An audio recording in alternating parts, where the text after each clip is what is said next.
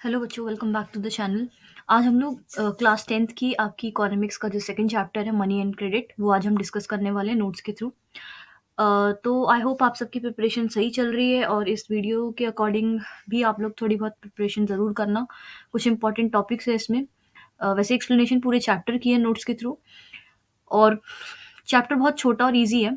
तो I will suggest कि ये चैप्टर को आप पूरा पढ़ के जाइएगा। बहुत ईजी चैप्टर है ये, और इसमें सब कुछ ही इम्पोर्टेंट है।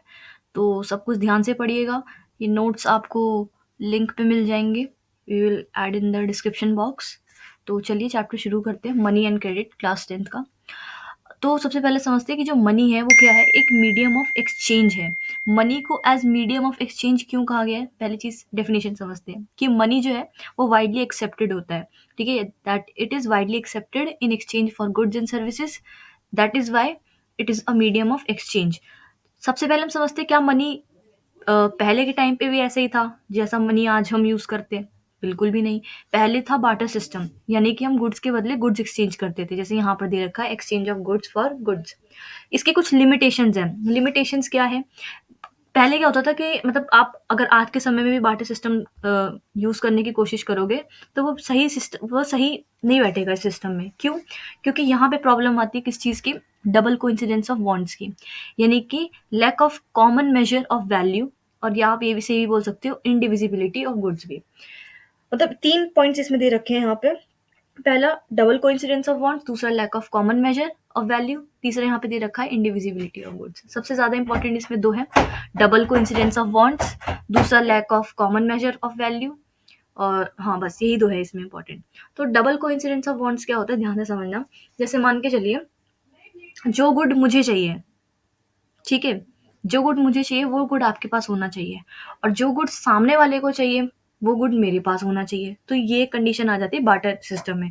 तभी व्यक्ति को ढूंढना पड़ता है एक जगह से दूसरी जगह पर कि ये गुड मुझे कहाँ मिलेगा, और जिस व्यक्ति के पास वो आपको मिल सकता है, ठीक है, ज़रूरी नहीं है कि उस व्यक्ति को आपसे वो गुड मिल पाए जो उसे चाहिए। समझ गए? इसलिए यहाँ पे दे रखा है डबल कोइंसिडेंस ऑफ बॉन्ड्स। दूसरा इसमें दे रखा है कि कॉमन मेजर वैल्यू में थोड़ी-सी कमी आ जाती है। जैसे मान के चलिए, अगर हम अगर मान के चलिए, एक एग्ज़ाम्पल लेते हैं, मान के चलिए कि मेरे पास ₹300 का कोई सामान है और आपके पास कोई ₹200 का सामान है, ठीक है? लेकिन सामान हम दोनों के पास वही है जो जिसकी ज़रूरत आपको है, जिसकी ज़रूरत मुझे है। बट यहाँ पे दिक्कत किसकी आ जाएगी कि हो सकता है कि जो मेरे पास जो सामान है वो थोड़ा-सा ज़्यादा वैल्यूएबल है, वो थोड़ा-सा ज़्यादा महँगा है, बट जो आपके पास है उसकी वैल्यू थोड़ी-सी कम है। तो यहाँ पर क्या हो गया कि जो वैल्यू है, यानी कि जो कॉमन मेजर ऑफ वैल्यू, यहाँ पे उसकी थोड़ी-सी कमी आ गई। यहाँ पे हम वैल्यू को थोड़ा-सा नहीं जाँच पाते हैं। सेकंड पॉइंट इसमें क्या दे रखा है, introduction of money. Introduction of money में क्या बताया गया है कि मनी जो है it eliminate the inefficiencies of the barter system and became a universal medium of exchange. तभी आप समझिए कि मनी को मीडियम ऑफ एक्सचेंज क्यों कहा गया है। ये बार्टर सिस्टम को क्या करता है, एंड करता है। एक तरीके से बार्टर सिस्टम में आने वाली जितनी भी प्रॉब्लम्स है, चाहे वो डबल कोइंसिडेंस ऑफ बॉन्ड्स हो, या फिर lack of common measure of value हो, या इंडिविजिबिलिटी ऑफ गुड्स हो, ठीक है, ये सारी प्रॉब्लम्स को वो सॉल्व करता है। कौन? मनी। दूसरा आता है यहाँ पे modern forms of money. Modern forms of money यानी कि आज के टाइम पे अब हम जो यूज करते हैं मनी, ठीक है, जो फॉर्म्स हम यूज करते हैं, क्या? पेपर नोट्स, कॉइन्स, जो कि गवर्नमेंट ऑथराइज करती है। दूसरा इसमें बताया हुआ है कि India issued and controlled yes, in India it is issued and controlled by the Reserve Bank of India। ठीक है, आप यहाँ पे देखेंगे जो करेंसी नोट्स हैं वो कौन इशू करता है हमारे भारत में? आरबीआई। और कंट्रोल भी कौन करता है? आरबीआई। तीसरा इसमें क्या दिया हुआ है, इसका इंपॉर्टेंट फीचर समझ लेते हैं। करेंसी एक लीगल टेंडर है, यानी कि it can not be refuge in settlement of payments. दूसरा इसमें पॉइंट जो बहुत इंपॉर्टेंट है वो क्या है कि जो आपके बुक में भी ये टॉपिक दे रखा है, डिपॉजिट विद बैंक वाला। लोग क्या करते हैं, they deposit their savings in banks, ठीक है, और उनका एक अकाउंट रखा जाता है, ठीक है, उनका हर एक का एक अकाउंट होता है, उसमें रिकॉर्डिंग होती है।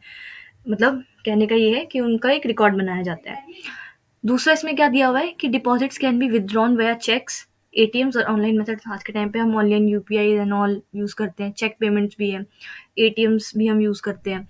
तीसरा इसमें दे रखा है कि bank deposits are also a form of modern money since they can be used for transactions. आज के समय में हम बैंक्स को भी तो यूज कर रहे हैं, ठीक है, तो वो भी क्या है, एक मॉडर्न मनी का फॉर्म है, ठीक है। बैंक्स का यूज हम ट्रांजैक्शन के लिए कर रहे हैं, तो that is why banks are also a form of money. तीसरा इसमें आता है हमारा रोल ऑफ क्रेडिट। हम समझते हैं कि ये रोल ऑफ क्रेडिट क्या है। आप देखोगे क्रेडिट का मतलब सबसे पहले समझते हैं। क्रेडिट का मतलब क्या होता है? Basically an agreement where a borrower takes money और resources and agrees to repay it later, often with interest.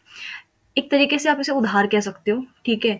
जो कोई भी बोरोवर किसी लेंडर से, ठीक है, पैसा लेता है, ठीक है, या कोई भी तरीके का रिसोर्स लेता है, और उन पर एक उनके बीच में एक अग्रीमेंट होती है कि वो उस पैसे को, बोरोवर और लेंडर के बीच में एक अग्रीमेंट होती है कि बोरोवर उस उनके पैसों को चुका देगा।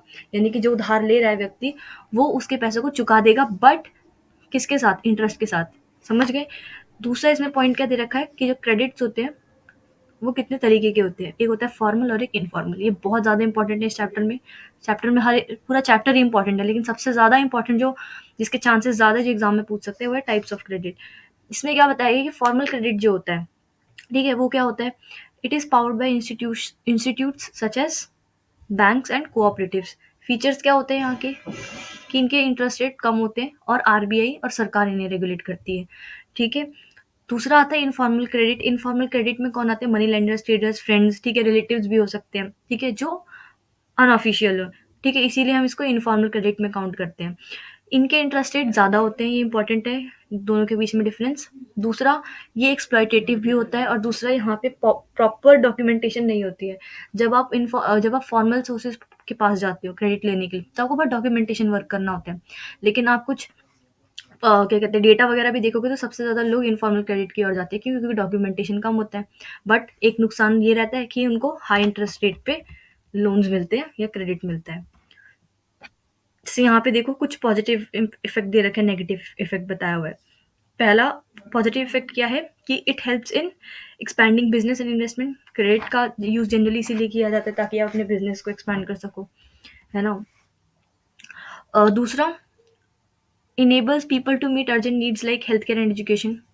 भाई क्रेडिट का यूज़, या आप बोल सकते हैं बेनिफिट जो है वो क्या है कि जो अर्जेंट नीड्स होती है हमारी, जैसे हेल्थ केयर और एजुकेशन हो गया, उसमें ये एक पॉजिटिव इम्पैक्ट डालते हैं क्रेडिट। नेगेटिव इफेक्ट भी है इसका, क्या कि अगर आप लोन को रीपे नहीं कर पाए तो आप डेब्ट ट्रैप में फंस सकते हो। आप लोगों की एनसीईआरटी में एक सपना की स्टोरी दी हुई है, ठीक है, वो आप सपना की स्टोरी पढ़िएगा, उसमें वही बताया गया है कि सपना कैसे अपने एग्रीकल्चरल प्रोड्यूस को बढ़ाकर वो कैसे लोन को चुकाने की कोशिश करती है। लेकिन जब उसका जो क्रॉप्स है, जो उसकी क्रॉप्स जब वो खराब हो जाती हैं, जो उसका एग्रीकल्चर प्रोड्यूस सब जब बिगड़ जाता है, तो वो और ज़्यादा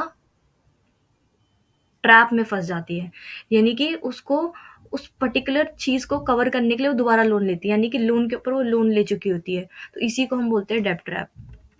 फोर्थ है इसमें टर्म्स ऑफ क्रेडिट, बहुत इंपॉर्टेंट है कि जब आप लोन लेते हो, जब आप क्रेडिट लेते हो, तो उसके लिए कुछ उसके कुछ कंपोनेंट्स और कुछ क्राइटेरियाज होते हैं। सबसे पहली चीज़ समझते हैं कि इंटरेस्ट रेट क्या होता है। जिस रेट पे आप लोन ले रहे हो, यानी कि जब आप पैसा वापस चुकाओगे तो आपको कितना टोटल अमाउंट देना पड़ेगा एक टाइम पीरियड के बाद। दूसरा आता है यहाँ पे कोलैटरल। कोलैटरल क्या होता है? यानी कि अगर आप किसी से लोन ले रहे हो, क्रेडिट ले रहे हो, तो आपको कुछ एसेट अपना रखवाना पड़ता है लेंडर के पास है सिक्योरिटी, जस्ट इन केस अगर आप पैसा लेकर भागे तो, और उसकी वैल्यू उसी के अप्रॉक्स होनी चाहिए, इक्वल होनी चाहिए। तीसरा यहाँ पे क्या दे रखा है? डॉक्यूमेंटेशन। लीगल रिकॉर्ड्स रखे जाते हैं लोन अग्रीमेंट के कि हाँ भाई आप ही वो व्यक्ति है जिससे आपने लोन लिया है। चौथा इसमें दे रखा है रीपेमेंट का पीरियड, यानी कि टाइम फ्रेम जिसमें आप लोन चुका दोगे। नेक्स्ट आता है हमारे पास इसमें कोलैटरल। कोलैटरल क्या होता है? यानी कि वही चीज़ जो मैंने आपको बताया था कि आपको एक सिक्योरिटी रखवानी पड़ती है, किसके पास? लेंडर के पास। अब यहाँ पे आपकी ज़मीन हो सकती है, बिल्डिंग हो सकती है, व्हीकल हो सकता है, लाइफ स्टॉक हो सकता है, या किसी भी तरीके का फिक्स डिपॉजिट। इसमें एक चीज़ बताई गई है कि it protects the lender if the borrower fails to repay. जो मैंने आपको बताया था, अगर आप पैसा नहीं चुकाओगे तो कम से कम ऐसा तो नहीं होगा ना कि किसी भी लेंडर का नुकसान हो जाए, तो इसलिए वो एक सिक्योरिटी रखता है अपने पास। नेक्स्ट आता है हमारे पास formal and informal sources of credit. अभी हमने पढ़ा था फॉर्मल क्रेडिट क्या होता है, इनफॉर्मल क्रेडिट क्या होता है। अब आप ये समझिए कि उसके भी तो कुछ सोर्सेज होंगे ना, वो कहाँ से आ रहे हैं, कैसे फॉर्मल इनफॉर्मल बन गया। तो इनके कुछ सोर्सेज होते हैं। फॉर्मल सोर्सेज ऑफ क्रेडिट कहाँ में क्या क्या आता है? जैसे बैंक्स हो गए, कोऑपरेटिव्स, जो कि आरबीआई और गवर्नमेंट इन्हें सुपरवाइज करती है। बेनिफिट क्या है कि ट्रांसपेरेंट प्रोसेस होता है, ठीक है, और लोअर इंटरेस्ट रेट होते हैं, जो हमने अभी पहले डिस्कस किए थे। कुछ ड्रॉबैक्स होते हैं क्या कि इसमें बहुत ज़्यादा डॉक्यूमेंटेशन होता है और कोलैटरल भी लिखवाना पड़ता है, तो इससे जो पुअर पीपल है वो इसको फ़ॉलो अप नहीं कर पाते हैं। ठीक है? तो ये है इसका एक ड्रॉबैक है। इनफॉर्मल सोर्सेज़ कौन-कौन है? Money lenders, traders, relatives, friends. फ़ायदा और नुकसान इसका दोनों है। ये उसका भी फ़ायदा था। इसमें फ़ायदा क्या है कि ईज़ियर एक्सेस है, ज़्यादा डॉक्यूमेंटेशन, कोलैटरल वाला झंझट नहीं होता इसमें। दूसरा इसमें क्या है कि कुछ इसके ड्रॉबैक्स होते हैं, वो ये और इसके जो ड्रॉबैक्स होते हैं वो थोड़े खतरनाक होते हैं। आपको बहुत ज़्यादा पैसा चुकाना पड़ता है वापस। जब आप पैसा रीपे करते हो, जब आप लोन रीपे करते हो तो इंटरेस्ट रेट बहुत ज़्यादा होता है। और ऐसा भी हो सकता है अगर आप नहीं चुका पाए तो it can lead to exploitation. Next है इसमें बहुत इंपॉर्टेंट, बहुत ज़्यादा इंपॉर्टेंट, इसको हाईलाइट कर लेना, अपनी एनसीईआरटीज़ में भी मस्ट है, रीड करके जाना। सेल्फ हेल्प ग्रुप्स क्या होते हैं? सेल्फ हेल्प ग्रुप्स किन्हें कहा गया है? यानी कि लोगों का, ठीक है? बहुत कम मेंबर्स होते हैं उसमें, एक ऐसा ग्रुप जिसमें बहुत कम मेंबर्स है, यूजुअली 10 टू 12, जो कि सेम लोकेलिटी में रहते हैं और अपनी सेविंग्स उसमें डालते हैं। ठीक है? मतलब वो कितना भी हो सकता है, आपको 10 रुपये डालना है, 20 रुपये डालना है, 100 रुपये डालना है, 150 रुपये डालना है, एक रिकॉर्ड रखा जाएगा। ठीक है? और जब भी किसी मेंबर को ज़रूरत होगी तो वो उसमें से पैसा निकाल सकता है, बट जब वो वापस करेगा तो उसको लो इंटरेस्ट रेट के साथ वापस करना होगा। तो ये एक फीचर है कि आपने अपना एक ग्रुप बनाया है, उसी को हमने क्या बोला है? Self help groups. की फीचर्स क्या होते हैं? इसके कुछ की फीचर्स होते हैं। पहला, members meet regularly to save and decide on loans. जो आपके मेंबर्स होते हैं यहाँ पे, वो रेगुलरली मिलते हैं और कुछ लोन्स डिसाइड करते हैं कि वो किसको कितना लोन चाहिए और कितने इंटरेस्ट रेट पे उन्हें मिलेगा। नेक्स्ट आता है यहाँ पे हमारा क्या, कि लोन्स किस पर्पसेस पे दिया जाता है। जैसे आप बिजनेस स्टार्ट करना चाहते हो, कोई मीटिंग इमरजेंसी है, ठीक है, क्या कैसी भी टाइप ऑफ इमरजेंसी हो सकती है। इसके कुछ बेनिफिट्स होते हैं क्या, कि आपको आपका जो डिपेंडेंसी है, जो आपकी डिपेंडेंसी है मनी लेंडर्स पर, वो कम हो जाती है, क्योंकि we know money lenders somehow exploit and their interest rates are very high. दूसरा, it it promotes financial literacy and independence. जैसे मैंने आपको बताया, फाइनेंशियल लिटरेसी होती है अपनी, यहाँ पे आप सेल्फ हेल्प ग्रुप्स की अपनी एक इंडिपेंडेंस होता है अपना, कि हाँ भाई चलो अपना खुद का पैसा जमा किया तो आप उसे निकाल भी सकते हो, बट कंडीशन ये है कि लो इंटरेस्ट रेट पे आपको उसे वापस करना होगा। तीसरा आता है यहाँ पे कि it helps in women's empowerment as many एसएचजीज आर वुमेन लेड। इसका वुमेन इसमें एक ये होता है कि वुमेन का एम्पावरमेंट होता है। कैसे? बिकॉज मोस्ट ऑफ द एसएचजीज आर रन बाय और लेड बाय वुमेन्स। नेक्स्ट है इसमें role of banks in financial inclusion. बहुत इंपॉर्टेंट है। बैंक्स का क्या रोल होता है? It accept deposit and provide loans. Yes, आप बैंक जाते हो, आपको वो डिपॉजिट भी करवा सकते हो और आप लोन्स भी ले सकते हो। It also offers various financial services, जैसे कि एटीएम हो गया, ऑनलाइन बैंकिंग हो गया, चेक्स हो गया। ठीक है, नेक्स्ट है इसमें हमारे पास फाइनेंशियल इंक्लूजन क्या, कि it ensures that marginalise and poor section of society have access to affordable and financial services.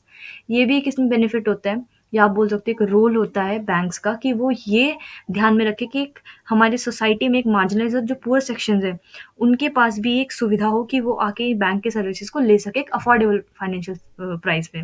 Next आता है कि गवर्नमेंट की कुछ इनिशिएटिव्स भी होते हैं, जैसे प्रधानमंत्री जनधन योजना हो गया। It aims to bring more people under the formal banking system, ताकि मनी लेंडर्स के उसमें जाल में ना फंसे, डेब्ट ट्रैप में ना फंसे, इसीलिए ऐसी स्कीम्स गवर्नमेंट भी लेकर आती है। तो इस चैप्टर में इतना ही था। कुछ की टेक अवेज हैं यहाँ पे, जैसे इंपॉर्टेंट क्या है, एक बार और थोड़ा सा रिकैप कर लेते हैं। मनी क्या है? Universally accepted medium of exchange है, जो कि सारी जो लिमिटेशंस है बार्टर सिस्टम की उसको क्या करता है, ओवरकम करता है। दूसरा, क्रेडिट एक पावरफुल टूल है, जो क्रेडिट एक पावरफुल टूल है, ठीक है, जो कि आपकी ग्रोथ में हेल्प कर सकता है, बट उसके साथ साथ ये डेब्ट ट्रैप भी क्रिएट कर सकता है। It depends on it's terms. तीसरा इसमें क्या दे रखा है कि जो फॉर्मल क्रेडिट सोर्सेज होते हैं they are regulated but less accessible to poor people, while informal sources are more accessible but exploitative. Formal sources जो हैं वो बहुत अच्छे हैं, अपनी जगह पर बहुत सही है, बस उनके जो क्राइटेरियाज होते हैं वो उन क्राइटेरियाज की वजह से पुअर पीपल उसे एक्सेस नहीं कर पाते हैं। लेकिन इनफॉर्मल सोर्सेज जो हैं they are more accessible to them, to the poor people, but ये एक्सप्लॉयटेटिव होते हैं।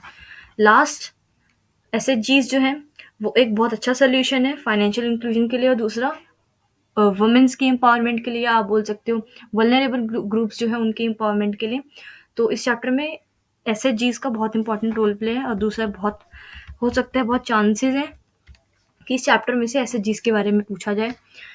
तो अगर आप लोगों को कोई डाउट्स हो तो आप ज़रूर पूछिएगा, और आप कमेंट कर सकते हैं अपने डाउट्स। और कोई क्वेश्चन हो, कोई क्वेरी हो तो आप ज़रूर बता सकते हैं। Thank you for watching the video.